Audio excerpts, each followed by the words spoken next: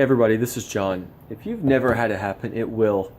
But just the other day, my trusty Ram 1500 wouldn't start. I think somebody left an interior light on.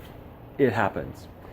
Well, here in just a little bit, we're going to be jump starting my dead truck from our currently working and charged battery on the other car. We'll see how it's done. First, pop the hood on both cars.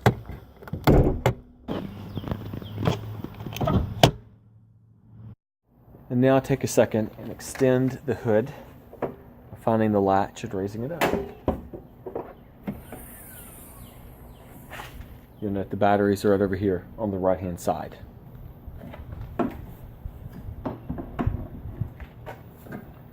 From some vehicles, you may have to raise the prop.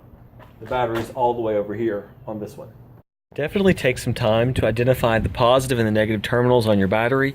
You may note that this has red right here on the line running to it, to the terminal. Typically indicates a positive. A more clear note is that if you look, there is actually a positive sign right here. And on this one, there is a negative sign right there, clearly hidden underneath the black lead. Now we're going to start by taking one of our red handled leads in our jumper cables, and we're going to connect it firmly onto this battery. We're going to go over to the other vehicle now, being cautious not to start making connections yet. For windy today, and you can really hear it. Now I'm going to take my other positive, and I'm going to work to open up that terminal a little bit where I can see it, and I'm going to make that connection nicely and smoothly right there.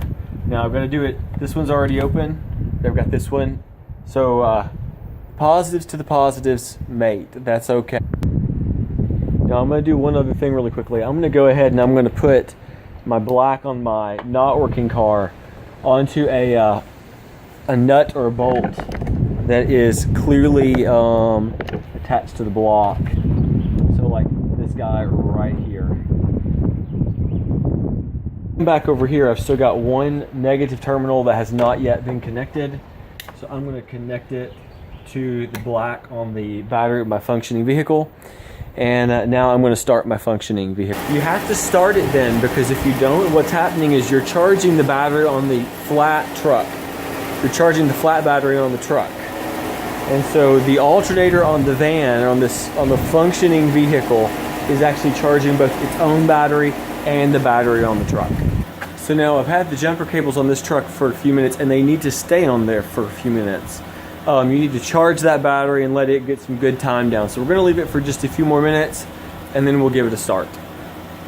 So I had to move my jumper cables around to get a little bit of a different connection. You might see in the background that I've got a few different helpers kind of floating around.